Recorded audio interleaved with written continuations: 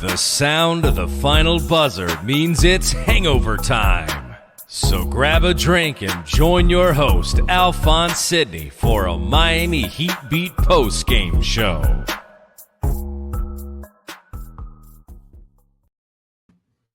Heat win. 2 in a row. I mean, what is going on? It feels great. Super Bowl Sunday. We're going to break down the big game for you in a little while here. Well, not really. None of us are football experts. The Heat come away with a victory, 109-103. They beat the New York Knicks, who have actually been playing good basketball lately. So I know we want to just make fun of the Knicks, say, "Oh, this is not a great win." This is actually a good win. You go on the road, early game, a lot of excuses could have been made. They come out, they play a good game, they win. They survive the Julius Randle game and the Reggie Bullock turning into freaking Klay Thompson. But bring me out, Brass. Let's introduce the panel. We're going to do a quick one today because everyone wants to get to their huge indoor Super Bowl parties with 30 or more guests because that's a smart thing to be doing during COVID. So first, the intrepid producer, Brass, what are you drinking today? What's up, everybody? Listen, it's day drinking. So it's day drinking. I gotta play with my kids after this, so I'm drinking a Stone IPA. I'm taking it easy today, guys. Nobody blames you, bro. It's 3:30 on a Sunday. Like, who would be drinking vodka? That's weird. Siobhan, what's going on? What are you drinking today? Same thing. Jack Rye and some cranberry here. And I got some Jose next to me just in case I feel ready to go. Siobhan, honestly, I just want to be with you when I grow up is really my goal. Like, it was a pretty decent win. I'm excited. It was I think it was I think people are going to downplay it because it was against the Knicks because of who the Knicks are historically. Well, the Knicks have been, right. Yeah, but the Knicks have been playing good basketball this year, playing great defense, and I think Miami played. It was a good game. Cheers. Gianni, what up? Host of Miami Heat Beat, an anime enthusiast. Plug the pod, Gianni. Host of subtitled anime and Miami Heat. You could check us out on Spotify and all your pod apps. Remember, we record podcasts on off days. No one cares. So anytime there's no hangover time, we have a Heat Beat pod. Well, Alka-Seltzer. I'm hungover. I don't feel well. So I'm having. What a great answer. I put some Alka-Seltzer. I love that. I'll allow it. I did that pregame show quite hungover. I mixed not just gin, tonic, Crystal Light, and an array of rums. Whatever beer was in the back of my fridge, some brewery I've never heard of. What was going on? What was happening? Just Saturday night, poor planning, COVID. I woke up to like 90 group chat messages across 5 group chats, so I have a lot of catching up to do. I want to be alarmed by the amount of liquor, but you lost me at Crystal Light, so I don't. Was Solana mixing? But exactly. I ran out of bartender. I ran out of gin and tonic. I ran out of gin, and I was like, well, what do I have? And then I had the beer, and I was like, why? I have rum here, but I don't have any soda. And I kind of was looking in my cupboard. Okay, that's too much Gianni already. Yeah. Christian, what are you drinking? Casamigos Blanco with one giant rock. Beautiful. I love it. Ice rock, right? Yes. A rock. Okay, what? Okay, no, never mind. Rock reference. Never mind. Let's keep going. Clip that. Jack, in the corner, Weird Al, host of the Weird Al pregame show. I've got freshly shaven, by the way, babyface Jack. Yeah, really. Ted Cruz. Yeah. Somehow you look like. Somehow you look like more of a pedophile without the mustache, which I don't know. Look. Yeah, you're like a pedophile in witness protection. Like, you're trying to pretend you're not a pedophile right now, and no one's falling for it. I'm sorry, Jack. I really regret doing this now. I really regret it. What are you drinking? What? I've got a beer somewhere over here. I think I put it in the next room. I'm gonna get the beer when I'm not talking. So he's gonna go in the next room and cry. Yeah. I'm just gonna go for the next hour. It's okay. Sorry, Jack. My fault. And now the chat is just gonna go in on you. Yeah. And I know it's about to happen. It always happens once we start the roast session. It usually happens around 20 minutes, but I started early today. I think we're doing a short show. But like I said before, I think this was actually a really, really good win on the road. A day game. These are always weird. Super Bowl day, these are always weird games, and there's a lot of excuses that can be made of why they lost this game. We got a win streak. Someone said in the chat, that's 2 games in a row. Siobhan, I think there's a lot of good things to take away from this game. What did you see? What did you like? I think we saw Bam be the type of versatile and diverse in his attacks that I know I personally kind of been asking for from him. We saw him knock down the jump shot, but we saw him be finesse, but in an aggressive way, attacking to the basket. I think the zone looked really good. It corrected itself a lot when it found itself misshapen. What else? And I just like that they found a way to kind of find a way. They found a way to hang on to a game that they, maybe traditionally could have let go the rope of. Jimmy got to the line at the end, slowed it down, steadied it. And like you said, the Knicks are a good team. They have a lot of size. They have the type of size that I quite personally kind of like in a player. But I just think it was a solid win against a team that we want to believe we should be beating. And I think you put it well. It's a team that you expect them to beat, right? Yeah. Johnny, 94-94 with 5 minutes left. It was are the Heat going to be the team that we watched last year who would close out these games? Jimmy Butler would just go nuts usually in that type of situation. Or are they going to be this team that we've seen this year who will just basically let the other team go on a 13-2 run, and then we're walking away like, what the fuck just happened, right? Where there's a lot of Andre Iguodala threes and just empty possessions, turnovers. It was 94-94 with 5 minutes left, which means the Heat, outscored them 15-9 basically. And one of those 2 points from the Knicks came at the end of the game. So 15-7 basically, they closed out a game. Jimmy got, like Siobhan said, Jimmy got to the line. They did the right things at the end of the game. Spo was switching out Kelly for Iggy, offense, defense, things that we've been screaming for. I felt like this was one of the most impressive closing, crunch time performances. Like we call it the butter situation.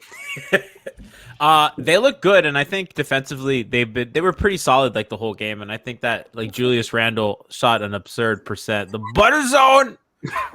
shout out to the Deuces.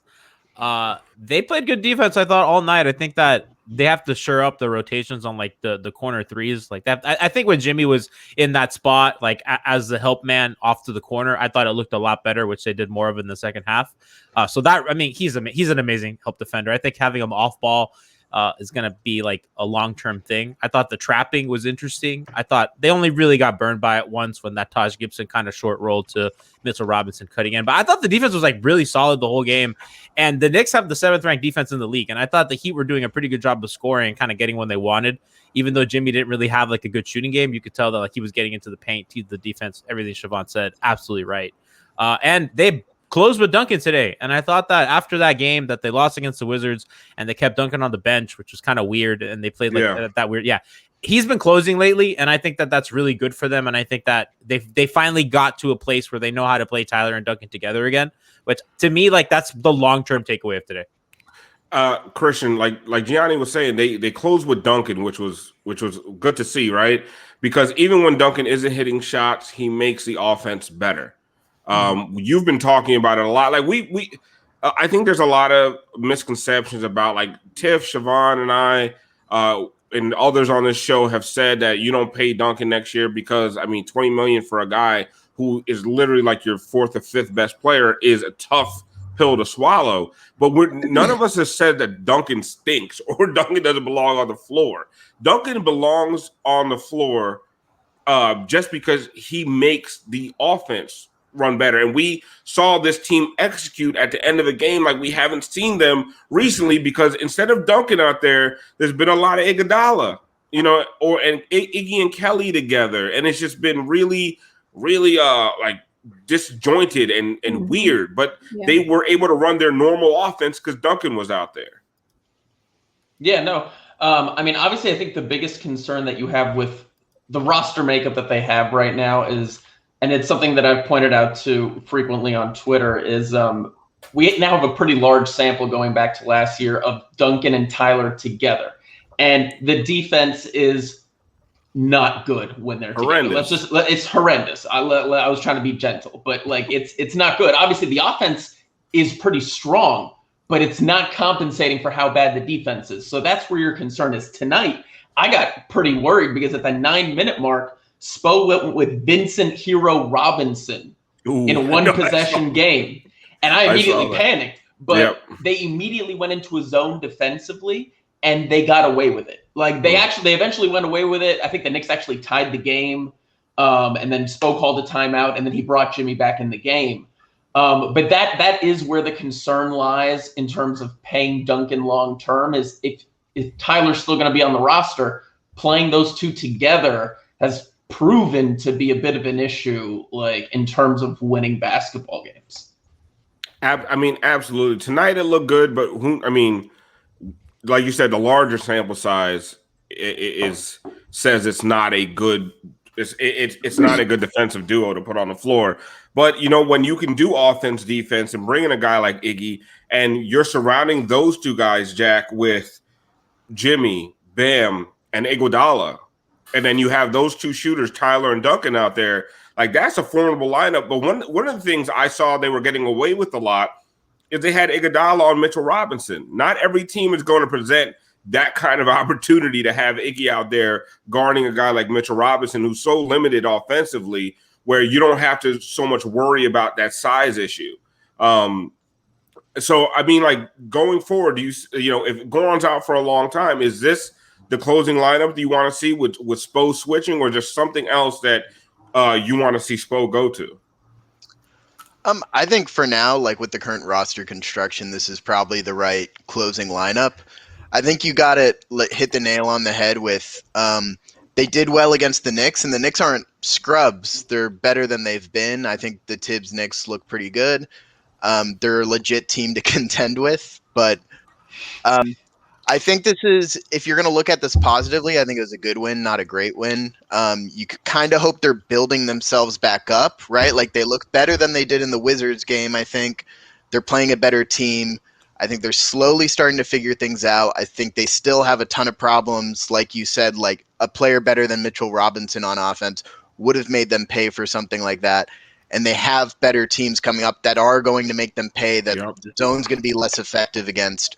But what you're hoping, I guess, is that the more time you get with Jimmy and Bam and some continuity, and I mean, we haven't talked about Nunn yet. In credit to Nunn, he was really great at allowing that continuity, at allowing Herro to stay on the bench and kind of filling in for Goran.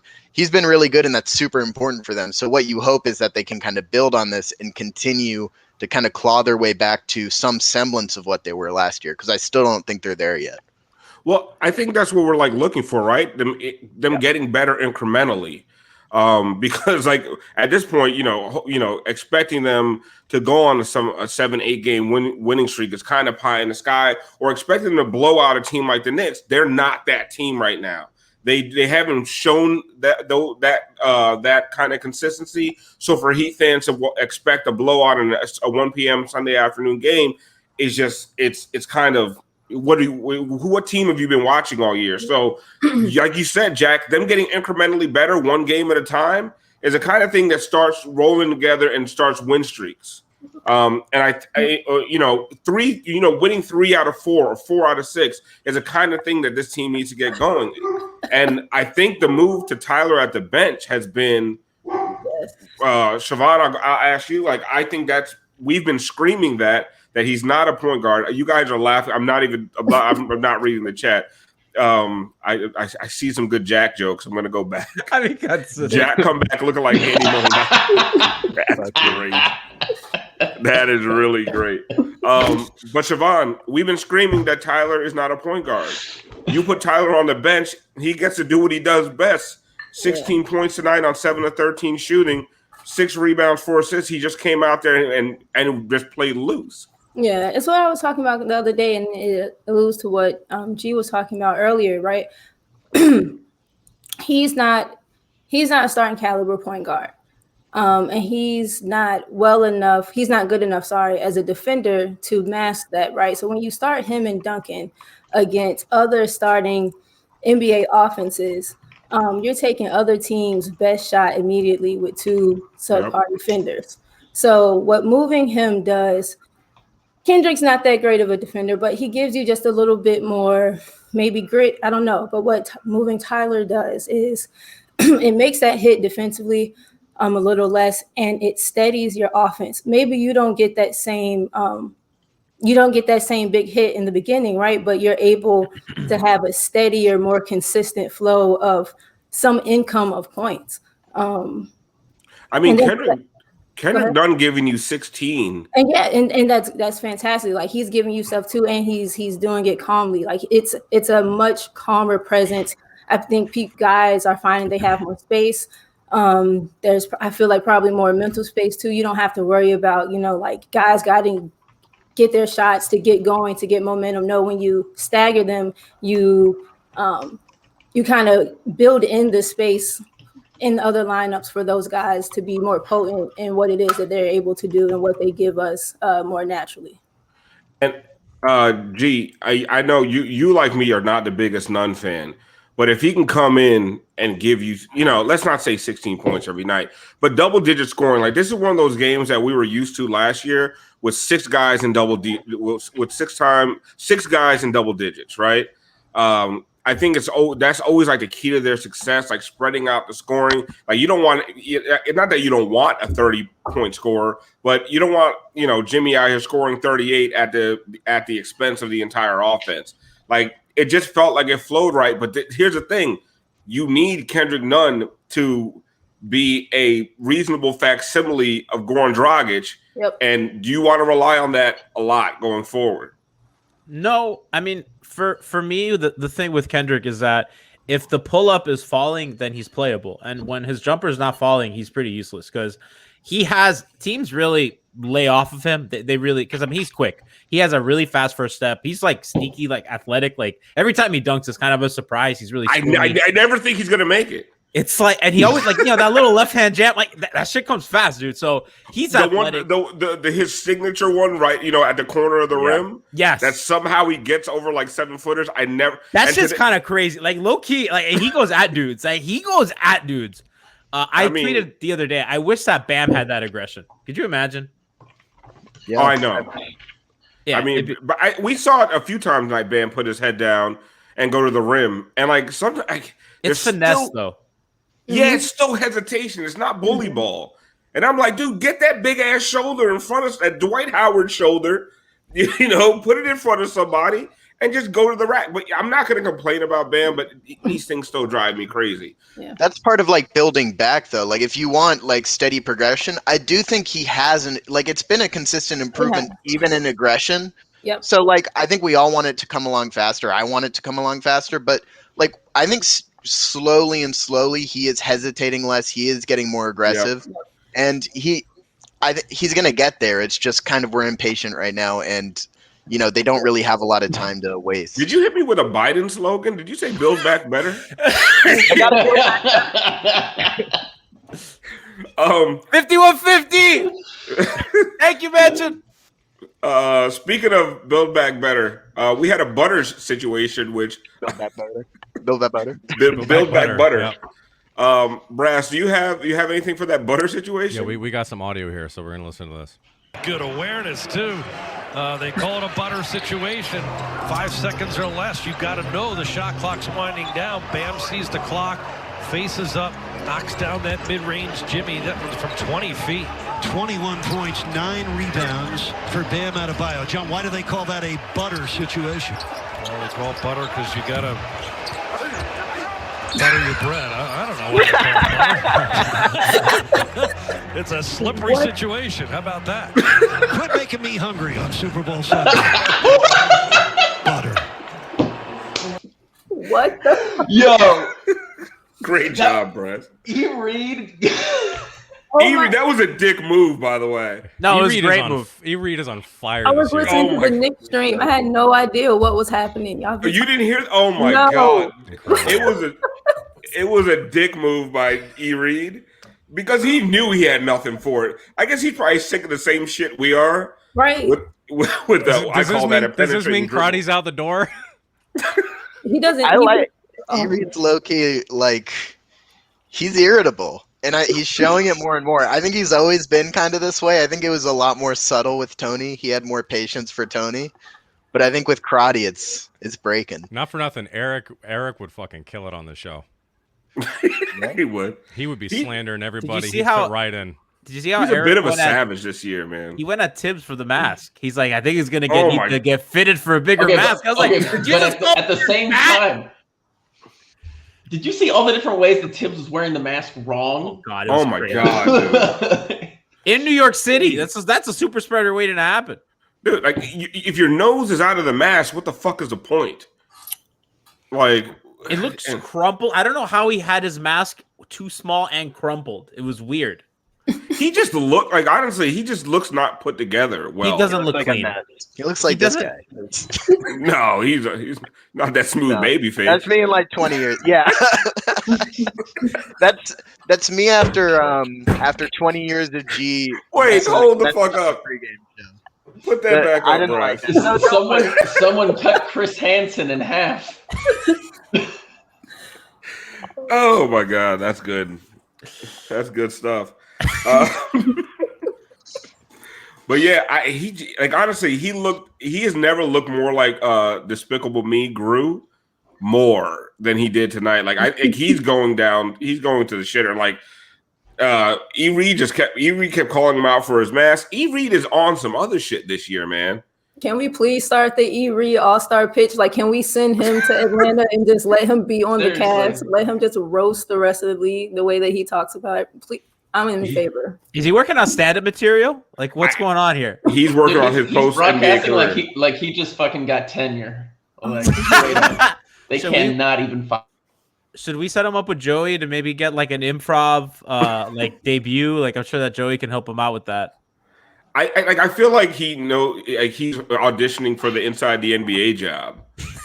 Replace Shaq. But like, could you imagine Reid in his current incarnation next to like Shaq and Barkley? Yeah, take Kenny or Ernie out. Put Eric there. Just full slander lineup. He must have heard like Ernie's ready to go, and like, he's putting together a motherfucking reel. Like, yes, he's sending that bitch to TNT. Like, greatest hits. Yo, Brass, can we like put together a reel, like Eric Reid's hypothetical reel for TNT? That might be something. Attach it to Reid NBA All-Star. I'm not playing. Let's do it. Okay. That's a great idea. Who's the list of the people he's taking down this year? We got Blake Griffin, we got Tibbs. Who else? We Gordon, have Kendrick. what the Alex Len. Alex, that one was my favorite. Speaking of unemployment, Alex Len cut by the Raptors. He just kept talking about how he got cut. Like, Jesus, dude. No, I did not hear that one. Oh, that was my God. He was talking about unemployment, and then he flipped. Speaking of unemployment, graphic comes up. Alex Len cut by the Raptors. Yeah, he is the master of the transition. That PJ Washington one was. Oh, shit. That might have been the worst, man. He deserved it. I mean, or the Hassan, the Kings backup center. Yeah, that's the winner. That one's my favorite. There's some history to that one. That's a page out of Heat. That's a page out of Heat Twitter. That's what Heat Twitter does to Hassan. They don't call him by name. Sassy. It's like Nikias saying HC21. Yeah, I think Pat Riley wrote that one down for him. Was like, flip this one in. on a napkin and slip it to him. Don't you dare say his fucking name. His name is King's backup center all night. There's just Pat Riley in the stands just when Eric Reid says that. I think missed opportunity by Brass. He's in the stands. He's hey, looks like Knicks agree to a trade to reacquire Derrick Rose. So you're a couple hours late. Knicks Damn, we're lucky we didn't play them. A couple days later, we got our asses kicked.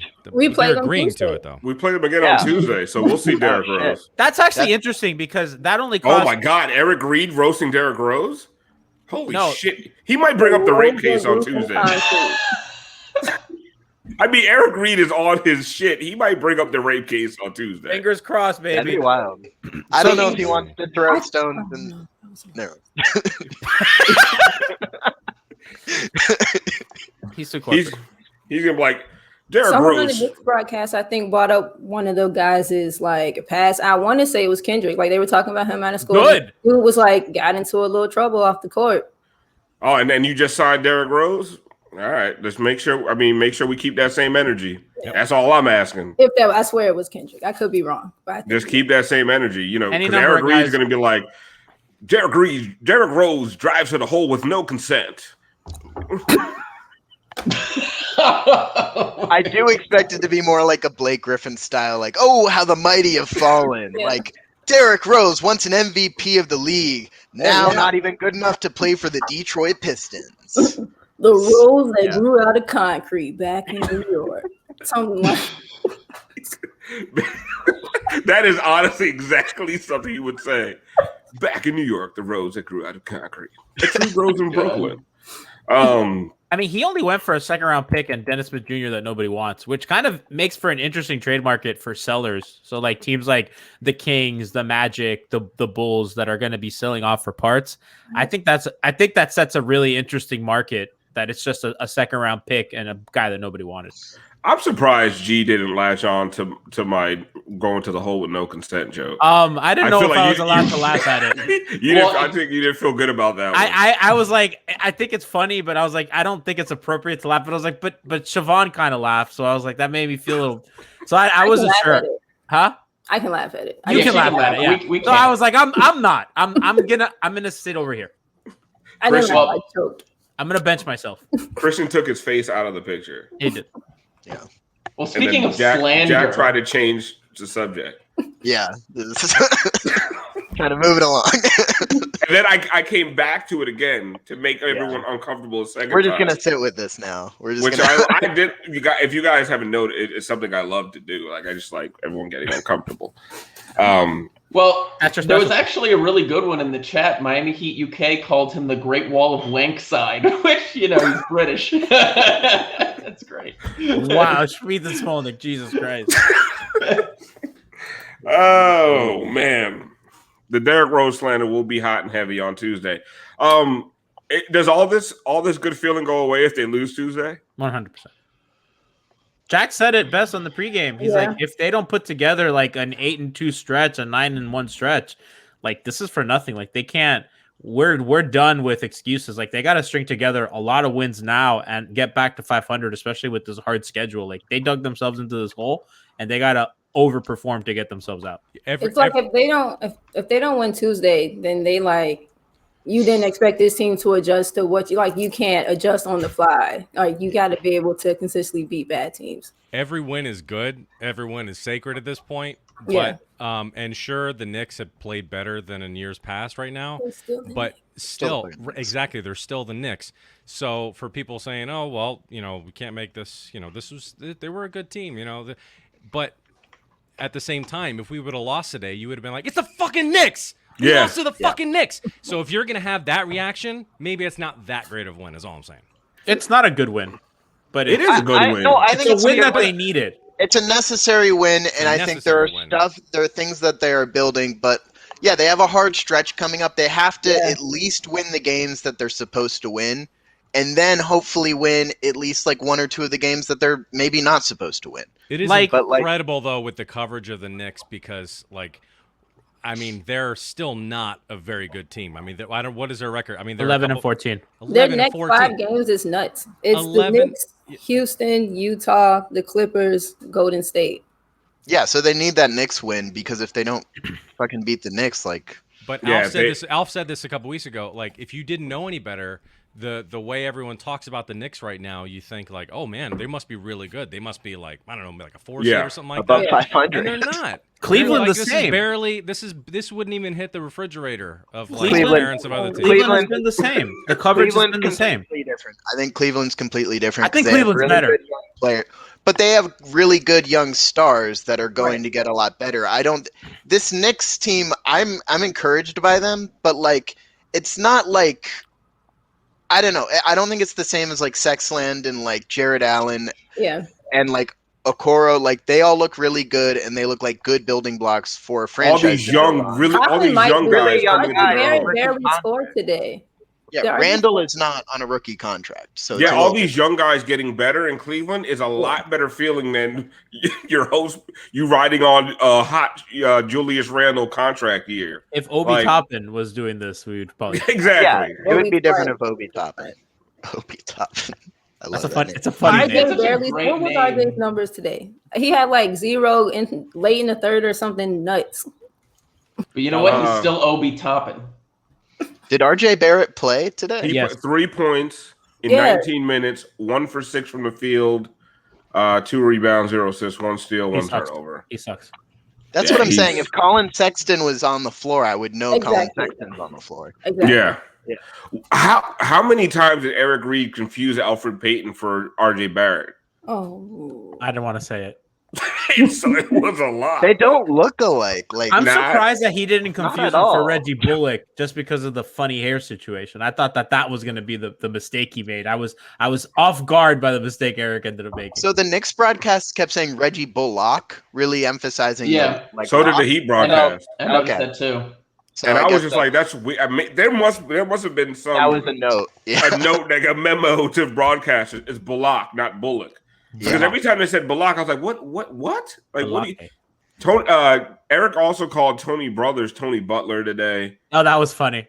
He was on one, man. I'm not sure what was happening. Maybe he needed Alka-Seltzer like I did. I was gonna say it was a 1 p.m. start in New York City. I think the officiating was really good tonight, though. I think Tony Brothers did a really good job. it was good. Heat, by the way, only 2 games. Are you trying to set me up?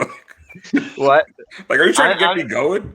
I'm just a Tony Brothers simp. I'm just here for all Tony Brothers officiating. I will say they let them play a lot, which I always like better than a bunch of whistles. I mean, Jimmy earned every trip to the free throw line. And I think out of like, at one point, out of 13 free throws, he had shot 10 of them. Bam earned some. He didn't get called. Yeah, but on the other side, they were being physical with Randall. They were being physical with Robinson, and I like that. I want to see that kind of game. Yeah, it was nice to watch. I thought Duncan looked really good considering how physical. Like they were grabbing Duncan, and I thought he was still really effective despite the. I mean, they made his life hard, but he was still really good. Christian, do you want to address the Kelly Olynyk slander? Because you said you came on here like we were being way too hard on Kelly. And I don't think that's the case. Like and Gianni's a big Kelly apologist. I'm not saying, first of all, Kelly is still their best option at power forward. Mm-hmm. Kelly needs to chuck up that many threes a game because if you're playing a big next to Bam and you want to keep your offense the same and you want to keep the spacing what it is, like that's what was so great when Jay Crowder took Myers Leonard's spot. Because Jay was never afraid to shoot, and you had to respect the fact that he was chucking from out there. Jay just went crazy and was, career best from 3, in his 3-4 months with us. But the timeline is going off on Kelly, and I think deservedly so because there can't be this many 2 of 9s. You know what I mean? There's a lot of these happening. And then he keeps shooting these like off balance threes, like he's Steph Curry. Like, dude, when you're falling out of bounds, it's not the time to chuck up a corner 3. But I think you come at it from a different angle, Christian. I mean, because it's not like he's doing anything that's out of the norm for him. Like, okay, yes, it's very easy to get upset a lot of those off-balance 3-pointers that he takes, when they don't go in. But a lot of times they do go in. Like, true. He's a career 37.5% 3-point shooter. And yeah, this year he's been off. There's no doubt about that. But like Al said, he's not afraid to take the shot, and you need that because he'll have nights like he had last game where what was he? He was 5 of 8 or 6 of 8 or something from 3. And he's a big body, which the Heat need some size out there. But he can't rebound worth a damn. They've been better with Bam and Kelly together. So it's like, he's going to have games that are going to piss you off, and his game looks ugly sometimes. But in the grand scheme of things, he's still a competent basketball player, and that's why he still tends to get a lot of minutes after all these years. Jack, I'm sorry. Go ahead. No, I wanted to piggyback Christian with some numbers that Jay Nico 20 tweeted at the Heatbeat account today. That through January 13th, so that was pretty much before all the COVID stuff, Kelly Olynyk was shooting 40% from 3 on almost 7 attempts. Then January 13th through January 26th, when the whole lineup was sick, he was shooting 16% on 5 attempts. And then since everyone got back, he's shooting 46% on almost 7 attempts. So when he has space and when he's getting the ball delivered to him with a good pass, not a Gabe Vincent kind of reach out, gather, he looks pretty good. And like I said, he needs to shoot him. Like he just does, Jack. Because like I look at him throwing up 9 3-pointers and thinking about Myers Leonard starting and shooting 4 threes for the entire game and losing my fucking mind. Like, you can't be out there 16, 18, 20 minutes a game, Myers Leonard, and not shoot the 3. There was one trail 3 today that he didn't shoot, and I was like, what the fuck are you doing? And then I was like, wait, I've been slandering the fuck out of this dude for missing. Yeah. But, like, when he didn't take that trail 3, I was like, come on, bro. Like, he passed out of it, and I was like, what are you doing? Like, this is why you were on the floor. Like, he was like 4 feet back from the 3-point line, but that just creates a whole lot of fucking space for Bam to work. So like, as much as we slander him, like Jack, I mean, like Gianni and Christian are saying, like, he needs to shoot like that. Yeah, I think you're all like absolutely right. He's doing what he needs to do. And he's got kind of like a naturally ugly game. He's a naturally ugly guy, and like, whoa! I mean, I think the argument is more so about roster construction, right? Like that, like ideally they would have a guy like Jay who could play over him, and then you have Kelly like being the same kind of guy, but in like smaller minutes, and then kind of, I think G kind of said it, when he has less pressure on him, when he has like a more minimized role, he's a lot more comfortable and he looks a lot better because of that. So like, if you're looking for a fix to this, which I don't think is like necessarily a problem, it's just that they need a stronger power forward rotation. He shouldn't be your best option at the 4, Siobhan, and he is.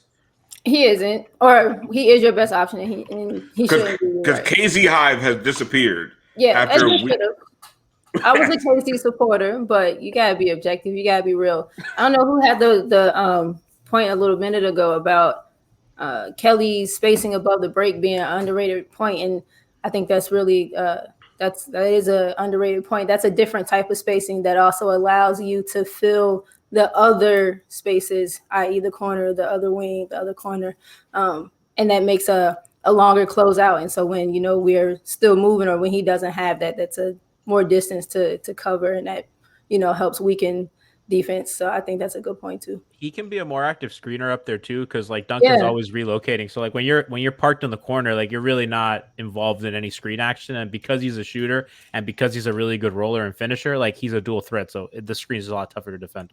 I loved when he the roll to the basket at the end of the game with the and-1 dunk. Who? Oh, Kelly. Kelly. Oh my God! I was like, yo. G mentioned Duncan. Duncan slipped the screen one time and like would not look at the ball. I'm like, why are you slipping the screen if you're not even going to turn? Oh yeah, that pissed me off. That pissed me off so much. And he was open, but yeah, Kelly yammed on him.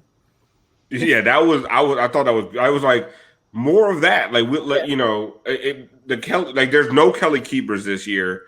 I feel like he hasn't done that at all.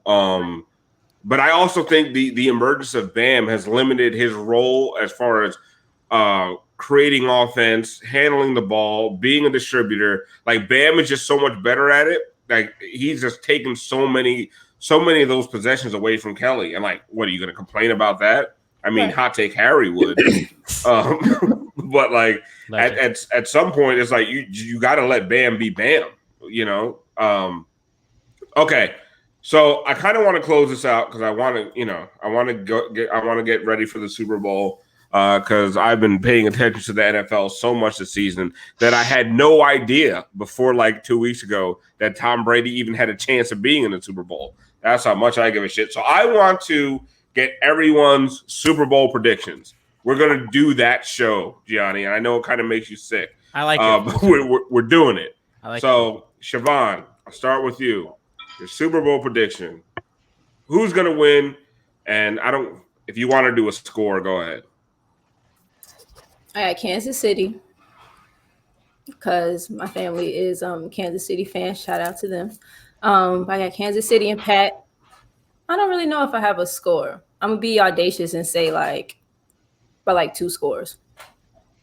You're saying 42-28, Kansas City. Bum, bum, bum, bum, bum, bum, bum, bum, bum, bum, bum, bum. Christian, you're going to get us flagged. Stop it.